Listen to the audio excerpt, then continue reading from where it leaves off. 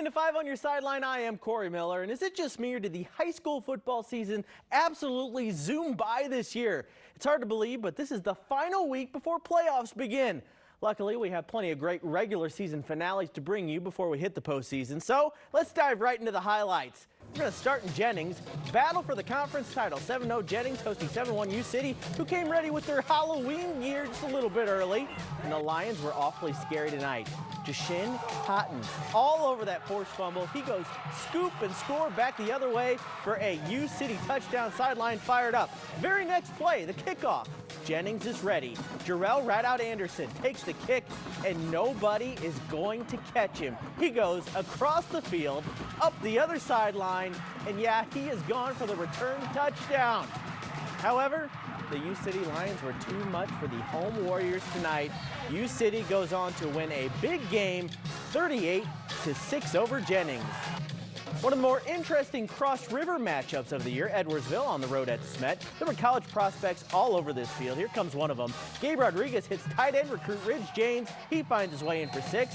DeSmet on top. Going the other way, here comes Brandon Houston Jr. Zigging, zagging all over the field through the Spartan defense. That is a huge gain down the sideline for Edwardsville.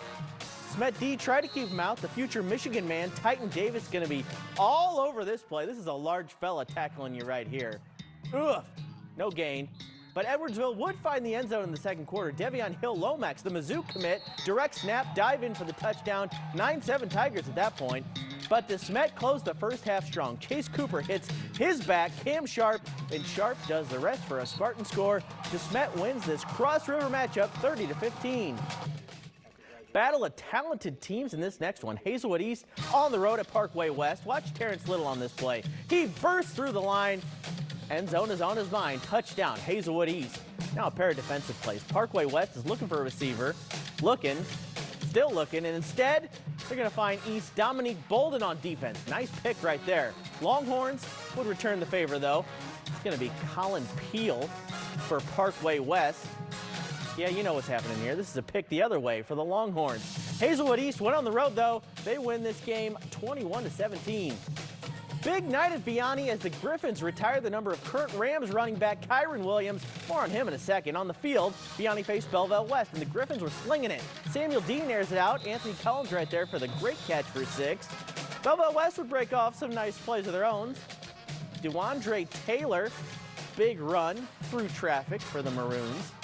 Let's go back to Vianney. Check out this catch. Now, you can make your own judgment if it was actually a catch or not, but on the field, it's called a catch, so we're going with it. That's Noah Williams with the reception on the sideline. Saw that Dean to Cullen connection earlier. They go for it again in the air. That's a nice touchdown for Vianney. However, Belleville West won this game 2019. However, you know, it wasn't all sad for Vianney. It was a night to honor one of their greatest players ever, Kyron Williams. It means everything. You know, this is what I feel like as a young kid, as a young high schooler, even in college, this is what you work for. You work for accomplishments like this, to be honored, and such a history like that Vianney's. You know, being able to be the 4th person with their number retired tonight. You know, it's you join a great list of people, and you know, to me, it's a full blessing, and you know, I'm so grateful that they even acknowledged me like that. Cardinal Ritter at Luther North is always a highlight fest. Tonight was no exception. First, perhaps the play of the year.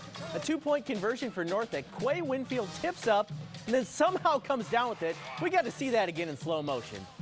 Oh my goodness, what a catch. Big plays galore in this game. Manny Ellis gonna burst through the line. He's gonna be gone for a Cardinal Ritter score. He loves living in the end zone.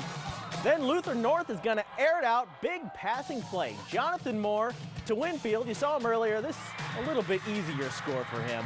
The offenses were putting on a show. And then finally, the kick return.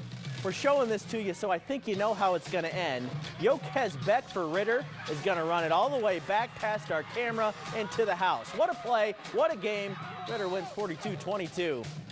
Seckman all the way on the road at Webster Groves tonight, and the Jags were ready to pounce. First up, Mason Fowler right up the gut, right into the end zone. That's a Jags touchdown. Then a crazy play. Bad snap for Webster Groves. They're still going to get the pass off, but it's batted all around. Seckman grabs it and then goes some nice yards the other way. That's Elliott Burris getting the nice play on defense. We're going to wrap up with a Jags TD, this time Brody Kuby to Cameron Benson. That's a one-handed catch, folks. Seckman wins on the road, 56-29. Tackle Hunger 4, sponsored by Neighbors Credit Union, your neighbor for life. Well, believe it or not, we have reached the end of another rewarding Tackle Hunger campaign. It is week 9, and we went out with an impressive showing from our competing schools.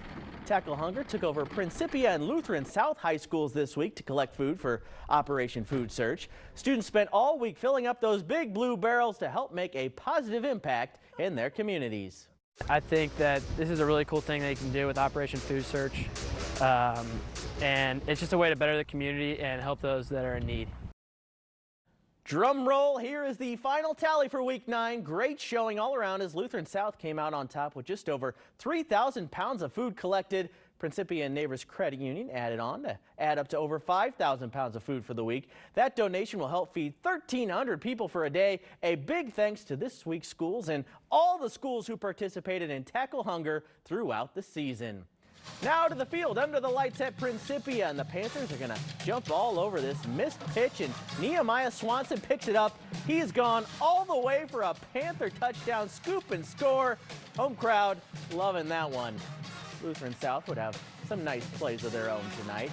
Kyle Busher is going to get the carry, and eventually, here it comes. He's going to bust through the line, gets all the way through everybody on defense. That's a solid score on the ground right there for Lutheran South.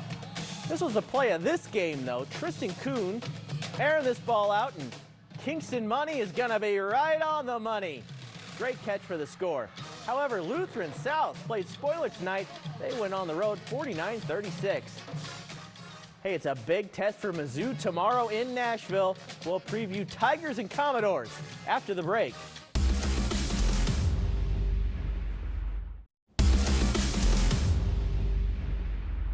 Tomorrow morning, the eyes of the college football world will be on Mizzou. Okay, well, more accurately, they're probably going to be on Vanderbilt. Mizzou's there to spoil the party. It's a top 15 matchup between the Tigers and Commodores. Bet you never heard that one before. Diego Pavia has Vandy ranked in the top 10 for the first time since 1947. The doors are for real. Last year, it took overtime to beat Vandy in Columbia. This year, Coach Eli Drinkwitz is hoping it won't be quite that dramatic. One thing is for sure, though, Mizzou needs to run the ball more effectively than they did in last week's overtime win over Auburn.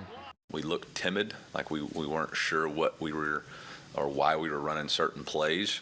You know, the plays we came downhill, I thought our counter scheme popped for us. You know, for whatever reason, we didn't get back to it enough.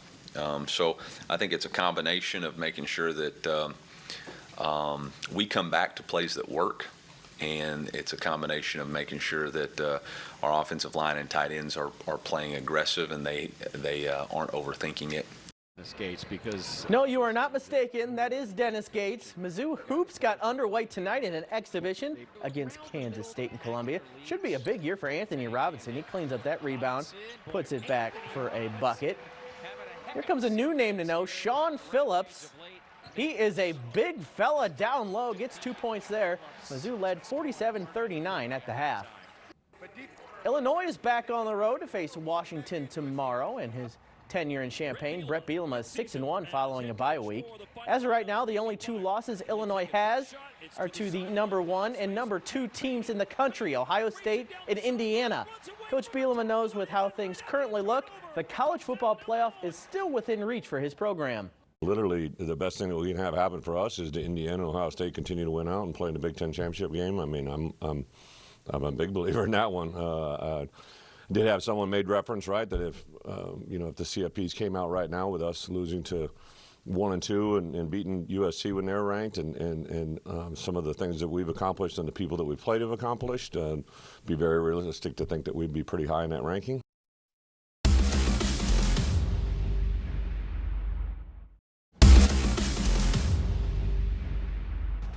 Game 1 of the World Series just finished up. First time the Fall Classic was back in Canada since 1993. And the Blue Jays brought the party to the Dodgers. Addison Barger crushed this grand slam in the 6th inning to bust this game open. The Rogers Center crowd goes ballistic. Blue Jays beat the Dodgers 11-4 in Game 1. The Blues are back in action tomorrow against the Red Wings after last night's drubbing by the Utah Mammoth. It was a 7-4 loss for the Note where they gave up 4 goals in the first period. There are plenty of things the Blues have to figure out, but for Monty, there is one thing that can help make up for shortcomings elsewhere. So right now, we just got to improve our intensity. If you improve your intensity, you make mistakes, the effort swallows that up. And we just got to get back to that, having 60 minutes where we just know what we're doing and we believe in how we're playing and we're going. Like, it's just not there yet. Played 7 games, 5 have been not good enough. That'll do it for 5 on your sideline tonight. I am Corey Miller. Have a great night, St. Louis. We'll leave you with some plays from around the area.